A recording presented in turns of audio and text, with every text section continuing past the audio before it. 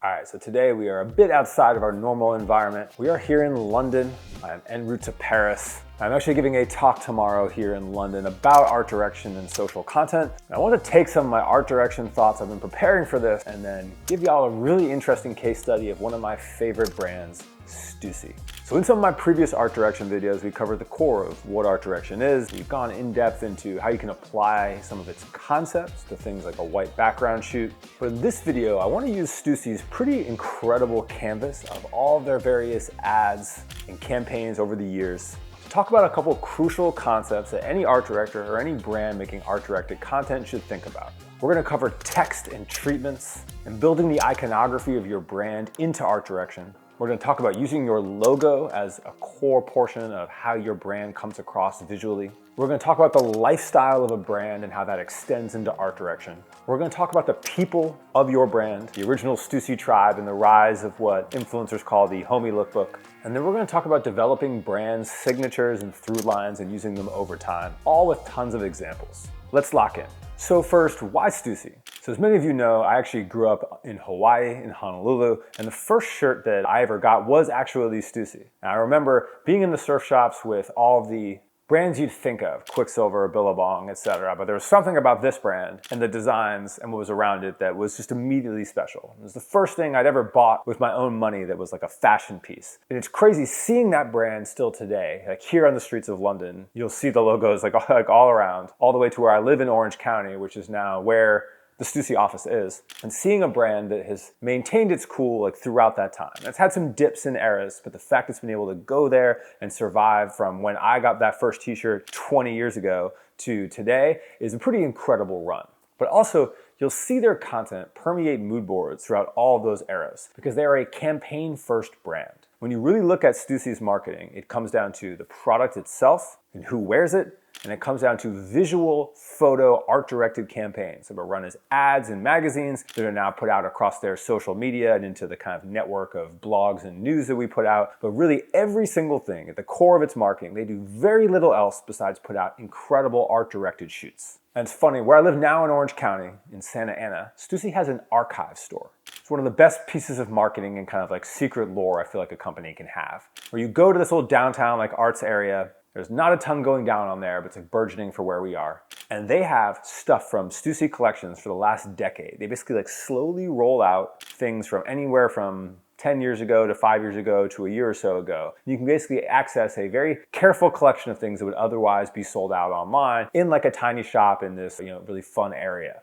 And seeing a brand that's so intentional about its access, about its art, is something I feel like a lot of brands, whether fashion or not, can learn a lot from and aspire to be like. Let's get into some of these campaigns. I'm going to start with this Birkenstock campaign. Stussy does extensive collaborations and are always anchored in art direction. And this campaign in particular, they are doing a lot of hedge trimming, gardening, all with their logo and iconography at the center. And this is a great way to talk about iconography as a centerpiece for art direction and why your iconography matters as a brand. Let's look at it this way. Say you have iconography for your brand, it goes on your t-shirts, etc. Great, that's step one. But when you're able to permeate that into what you actually put inside the concepts of your campaigns, you're taking it to another level. So in this Birkenstock campaign, you can see they have hedges trimmed to look like the Stussy 8-ball, to look like some of their key iconography. And when you think about art direction, your team sits down to come up with a campaign and you have a concept saying, hey, we want to work with gardening. We want to be able to do something on a beach. We want to do X and Y. Usually, you're basically throwing on the board people you have access to and locations you have access to. Now, when you have a really strong iconography set, all of a sudden this becomes much more inherently ownable as a brand. So for instance, Stussy can go, okay, on this, in the selection of people we have, maybe for this shoot, we could either get a fire eater or we could go work in this garden with someone who has immaculate ability to cut various trees. They say, okay, let's now apply our iconography to that. They could cut the trees into whatever, but if that's actually our 8-ball, that becomes a much more interesting visual thing, immediately connotative of the brand.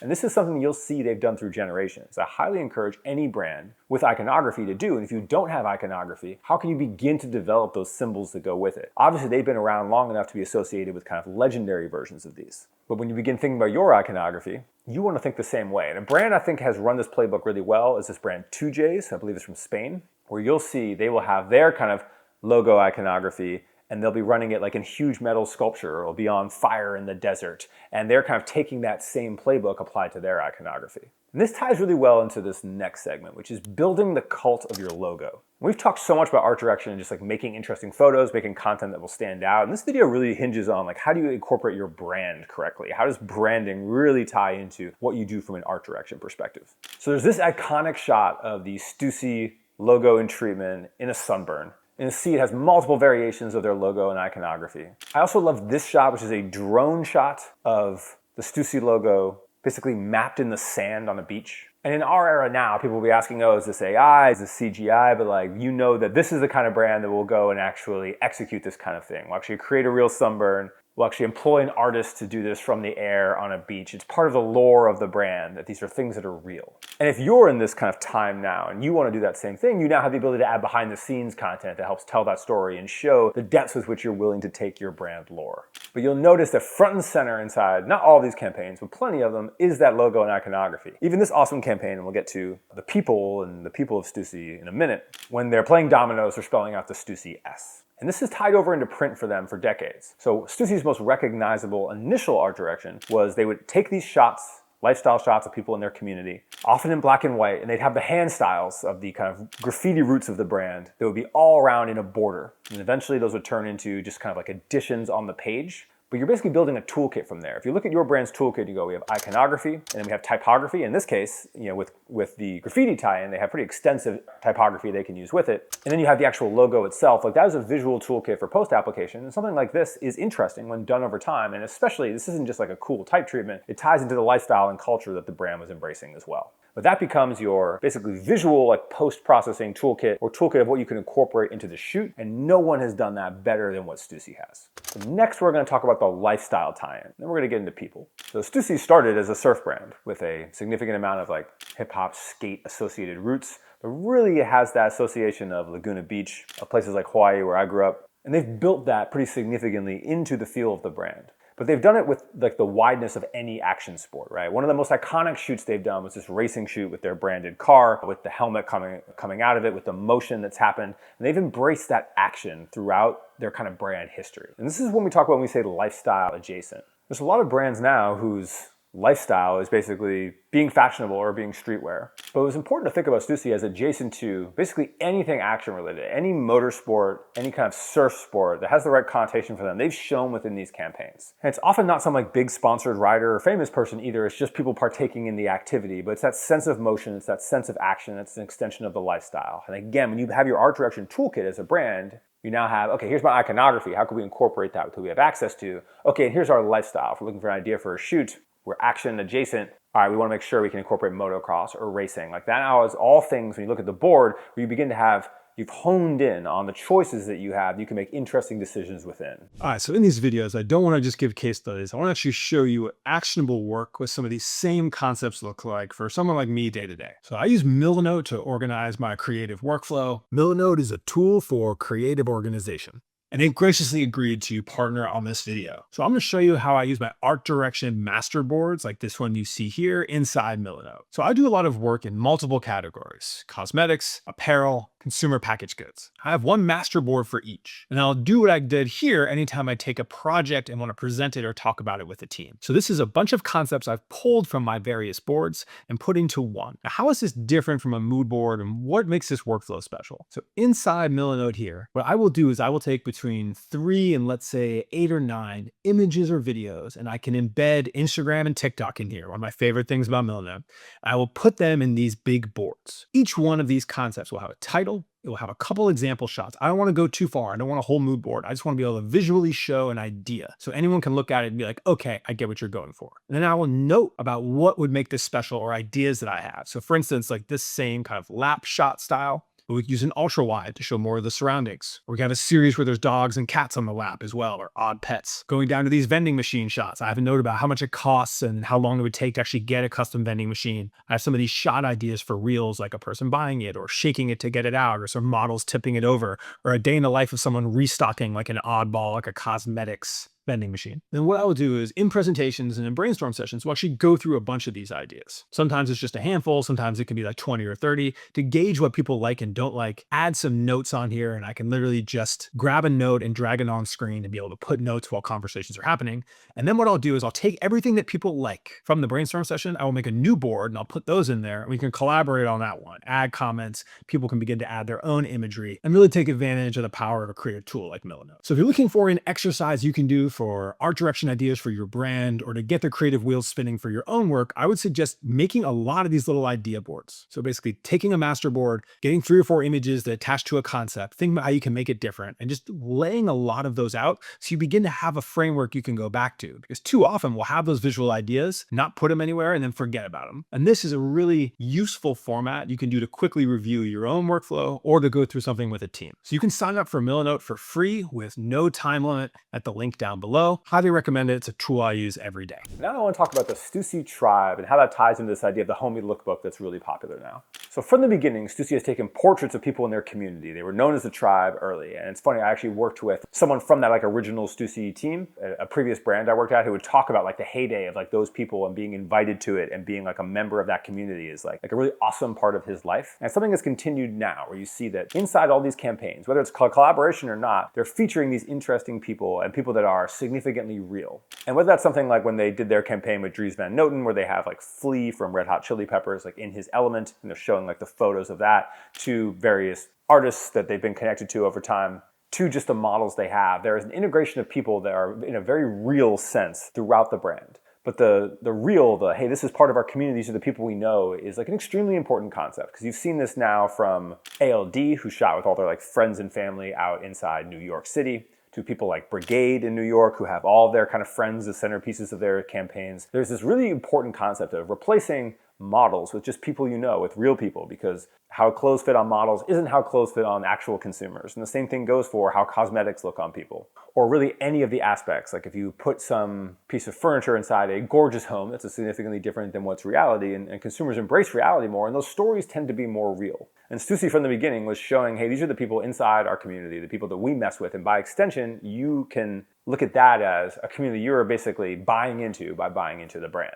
And I would encourage brands now to really think about that too. And it's not just, hey, I'm going to use my friends in my photos versus like employing a real model. It's more of, is there a story that we can tell underneath that? Because that becomes the more interest of the art direction. Before I came here to London, I was in New York and we talked to the team from Brigade, and they would be having this conversation like, oh, well, my friend does this really interesting thing. And so I actually designed a piece of clothing that kind of inspired by that, and we wanted to do a lookbook around this really interesting thing he does. It wasn't just like, hey, I wanted to put Carl in the lookbook because he looks a certain way. It had to do with his story and the things that like inspire them and do that. And that's a really great way as a brand to, again, look at that toolkit. Because now when you say I have my iconography, I have this lifestyle I'm adjacent to, now I have all these people that are coming in and out of my life that maybe their stories can hinge into the art direction of the campaigns that we're trying to do. And now your world is starting to build out. If you're kind of cataloging that on a whiteboard or in a Notion doc or whatever it is, you're really beginning to build. So companies are world building by taking all of this together. Like what we're talking about here is really like world building for a brand and how art direction plays into that. And I think every brand should have, its range of people that are a part of that universe they're building,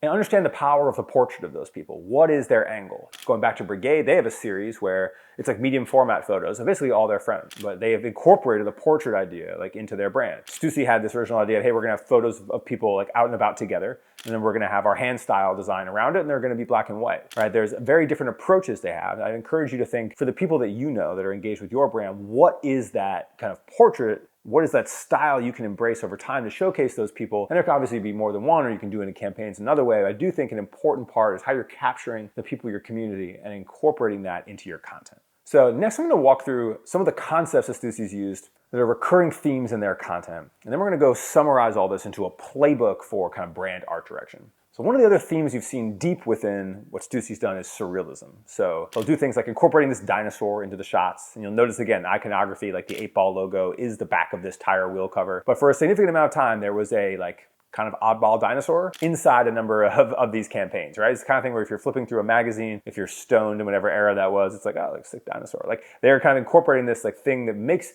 everything seem just a little bit more strange. And that's a great theme. And I think brands all need a couple of these themes they can go into and back to and recurring things. They don't have to be serious. What I like about this is there's a lot of really serious Stussy shoots. There's a lot of really community-driven ones. And there's just this like fun era that, like, again, doesn't match perfectly, didn't last forever, but like was a part of the brand and showed its, its other side. And then we have this other segment they have of like urban action and people and who is wearing the brand and showcasing that, from these like street side shots of like this girl flicking off the camera in New York to these guys playing dominoes, which I feel like is one of the most iconic Stussy shoots of like recent memory. But what you're doing with shoots like these is you are showing people that aspire to be in these places or look like this, like who wears the brand, who they are adjacent to when they wear it, and you're creating that story. And again, it's not models. That's why I think this is really important, and how to think in art direction, where you can think in art direction in terms of what story does a model tell, but you can also think of what does this scene and setting and people like in a location tell. And for brands that are from a place or want to aspire to be related to a place, I think it's a really important concept to have as you think about shoots. And the last is the car signature. You'll notice that in so many of these shoots, Stussy uses vehicles. And there's a lot of brands that use vehicles in one way or another, but they basically use them for framing. Like this shot that goes like through a car door, or someone sitting in the truck bed, or this entire campaign they did where there's really interesting cars on either side, but you actually can't even see the full amount. You kind of have to wonder, oh, I think that's a whatever, or I think this is this vehicle. You actually get the whole picture. It makes you want to learn more about the shoot. It's like a really engaging way. But they're basically using it like not as a primary, not as this photo is cool because it has a car, but as a set and setting that brings depth into what they're art directing. And so if you now look at this whole toolkit that we described, this surrealism, this capturing of like the friends and community and the family, these like urban settings, this idea of like the vehicles, and then their iconography that's kind of stretched across, not all, but many of these, the treatments of their logos and the hand styles on top of them, that is their art direction world. Every campaign you see from them operates within these boundaries and with these through lines.